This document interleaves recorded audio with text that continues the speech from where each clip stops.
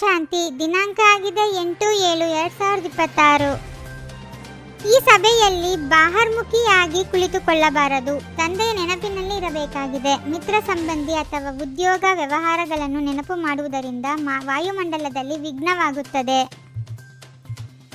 ನಿಮ್ಮ ಆತ್ಮಿಕ ಡ್ರಿಲ್ ಬುದ್ಧಿಯದಾಗಿದೆ. ಅದರ ವಿಶೇಷತೆಯೇ ಆಗಿದೆ, ನೀವು ಪ್ರಿಯತಮೆಯರಾಗಿ ತಮ್ಮ ಪ್ರಿಯತಮನನ್ನು ನೆನಪು ಮಾಡುತ್ತೀರಿ.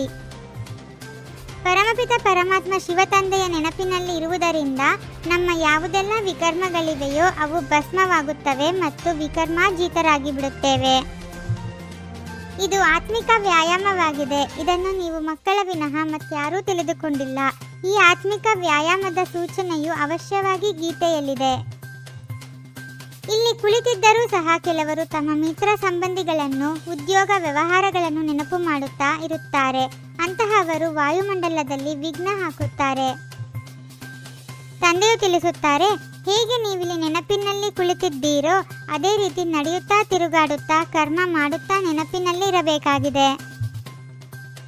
ಪ್ರಿಯತಮ ತಂದೆಯು ಬಂದಿದ್ದಾರೆ. ಭಕ್ತಿ ಮಾರ್ಗದಿಂದ ಹಿಡಿದು ಆತ್ಮರು ಪ್ರಿಯತಮೆಯರಾಗಿದ್ದಾರೆ. ಇದು ಆತ್ಮರು ಮತ್ತು ಪರಮಾತ್ಮನ ಮಾತಾಗಿದೆ.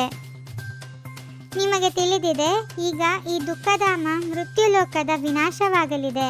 ಅಮರಲೋಕದ ಜಯ ಜಯಕಾರ ಮತ್ತು ಮೃತ್ಯುಲೋಕದ ವಿನಾಶವಾಗುವುದು. ಶಿವ ಜಯಂತಿಯು ರಾತ್ರಿಯಾಗಿದೆ.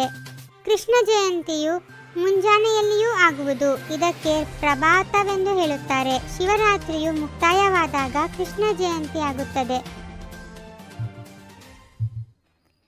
ಯಾವುದೇ ಆತ್ಮನು ಹಿಂತಿರುಗಿ ಹೋಗಲು ಸಾಧ್ಯವಿಲ್ಲ. ಯಾರೆಲ್ಲರೂ ಬರುವರೋ ಎಲ್ಲರೂ ಸತೋ ರಜೋ ತಮೋವನ್ನು ಪಾರು ಮಾಡಲೇಬೇಕು. ಮಕ್ಕಳಿಗೆ ತಿಳಿದಿದೆ, ಕೃಷ್ಣನ ಆತ್ಮವು ಪುನಃ ಶ್ರೀಕೃಷ್ಣನಾಗುವುದಕ್ಕಾಗಿ ಈ ಜ್ಞಾನವನ್ನು ಪಡೆಯುತ್ತಿದೆ. ನೀವು ಸಹ ಕಂಸಪುರಿಯಿಂದ ಕೃಷ್ಣಪುರಿಯಲ್ಲಿ ಹೋಗುತ್ತೀರಿ. ಇಲ್ಲಿ ಇದು ಇಂದ್ರ ಸಭೆಯಾಗಿದೆ. ಇಂದ್ರನು ಶಿವ ತಂದೆಯಾಗಿದ್ದಾರಲ್ಲವೇ, ಅವರು ಜ್ಞಾನದ ಮಳೆಯನ್ನು ಸುರಿಸುತ್ತಾರೆ. ಅಂದ ಮೇಲೆ ಇಂತಹ ಸಭೆಯಲ್ಲಿ ಪತಿತರು ಬರುವಂತಿಲ್ಲ. ಯಾರಾದರೂ ವಿಕಾರಿಯನ್ನು ಕರೆತರುತ್ತೀರೆಂದರೆ ಅವರ ಮೇಲೆ ಬಹಳ ಕಳೆಯುಂಟಾಗಿ ಬಿಡುತ್ತದೆ. ಬಹಳ ಬಾರಿ ಶಿಕ್ಷೆಯೂ ಸಿಗುತ್ತದೆ. ಬ್ರಾಹ್ಮಣಿಯರ ಮೇಲೆ ಬಹಳ ಜವಾಬ್ದಾರಿ ಇದೆ. ನೀವು ನದಿಗಳೂ ಆಗಿದ್ದೀರಿ, ಸರೋವರವೂ ಆಗಿದ್ದೀರಿ. ಜ್ಞಾನಸಾಗರನು ಇವರಲ್ಲಿ ಕುಳಿತು ಮಕ್ಕಳನ್ನು ಸ್ವರ್ಗದಲ್ಲಿ ಕರೆದುಕೊಂಡು ಹೋಗಲು ಯೋಗ್ಯರನ್ನಾಗಿ ಮಾಡುತ್ತಿದ್ದಾರೆ. ತಂದೆಯು ನಿಮ್ಮನ್ನು ತನ್ನವರನ್ನಾಗಿ ಮಾಡಿಕೊಂಡು ಸೂರ್ಯವಂಶಿ ಚಂದ್ರವಂಶಿ ಮನೆತನವನ್ನು ಸ್ಥಾಪನೆ ಮಾಡಿ ಮತ್ತೆಲ್ಲದರ ವಿನಾಶ ಮಾಡಿಸುತ್ತಾರೆ.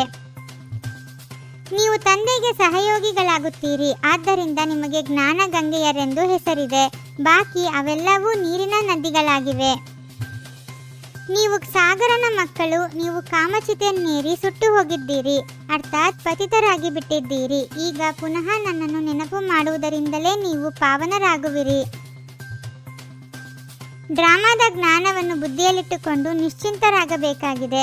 ಯಾವುದೇ ಪ್ರಕಾರದ ಚಿಂತೆ ಮಾಡಬಾರದು. ಏಕೆಂದರೆ ನಿಮಗೆ ತಿಳಿದಿದೆ, ಮಾಡಲ್ಪಟ್ಟಿರುವುದೇ ನಡೆಯುತ್ತಿದೆ.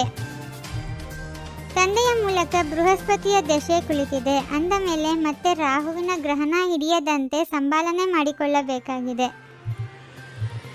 ಸ್ವಯಂನ ಒತ್ತಡದ ಬಗ್ಗೆ ಗಮನ ಕೊಟ್ಟು ವಿಶ್ವದ ಒತ್ತಡವನ್ನು ಸಮಾಪ್ತಿಗೊಳಿಸುವ ವಿಶ್ವ ಕಲ್ಯಾಣಕಾರಿ ಭವ. ಯಾವಾಗ ಅನ್ಯರ ಬಗ್ಗೆ ಹೆಚ್ಚು ಗಮನ ಕೊಡುತ್ತೀರಿ ಆಗ ತಮ್ಮಲ್ಲಿ ಒತ್ತಡ ಉಂಟಾಗುತ್ತದೆ. ಆದ್ದರಿಂದ ವಿಸ್ತಾರ ಮಾಡುವುದಕ್ಕೆ ಬದಲಾಗಿ ಸಾರ ರೂಪದಲ್ಲಿ ಸ್ಥಿತರಾಗಿ ಬಿಡಿ.